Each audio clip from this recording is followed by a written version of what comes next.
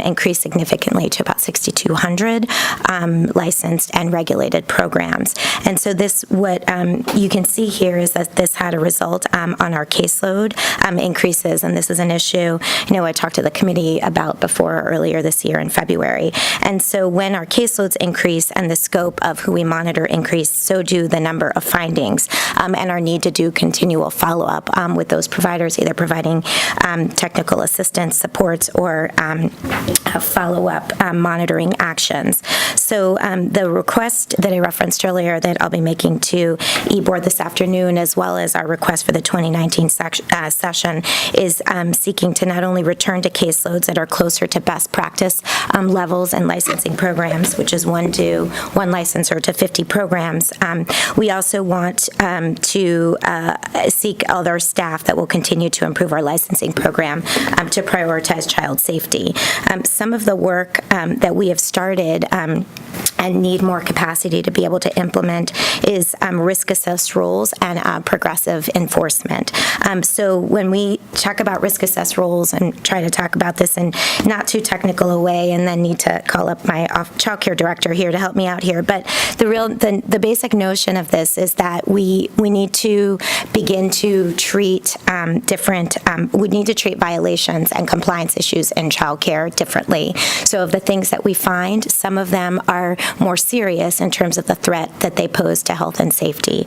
And so risk-assessed rules will help us do that. And using data in our new licensing database to be able to understand what are the trends that we're seeing, what are the violations that really require us to act more quickly or in a different manner is really vital, I think, to the work, as well as then being able to align that with what is more progressive enforcement action. So again, we want to be able to differentiate both where we use technical assistance supports and monitoring resources, and we want to be able to differentiate on the actions that we take on those that pose the biggest threat to health and safety. So to be able to begin to make this important shift, as well as to be able to implement some really best practices in licensing that caseloads certainly impact, like one licensor visiting providers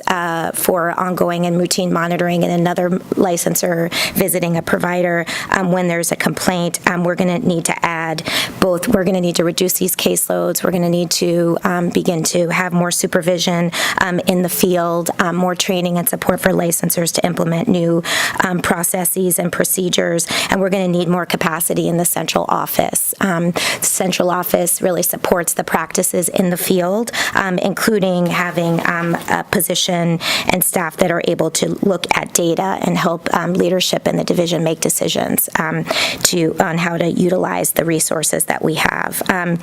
This committee, members of this committee have played a key role in the policy direction we have taken with prioritizing child safety and care with HB 4065 and the statutory working group.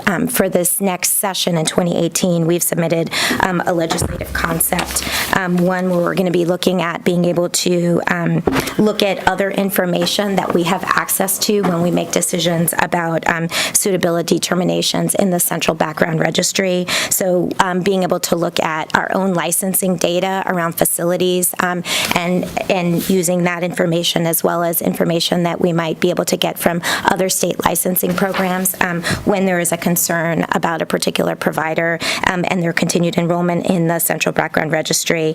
We're also going to be looking at, we've also asked for, or we'll be asking for the ability to submit, to issue emergency conditions on a license. So in HB 4065, we were granted the authority to be able to put conditions on a license. Sometimes we've learned sort of through that work, while that's really beneficial, in acting in the interest of child safety, it's often helpful for us to be able to put a condition on an emergency or temporary basis, and that prevents us from taking a stronger enforcement action at that moment, while our partnering agencies can continue in an investigation. So we are seeking authority for emergency conditions, and then also looking at more authority around the investigations that we take. Right now, the Early Learning Division is really limited to conducting on-site investigations, but with the ability to interview witnesses, we can, expand our work and investigations. So those are some of the issues that have been identified for our legislative concept. That was a lot. That was a lot, yes. That was a lot. Any questions on that before we? Representative Calderon. Thank you, Mr. Chair. I just want to comment on this. This is really helpful to see it laid out and why it is we jumped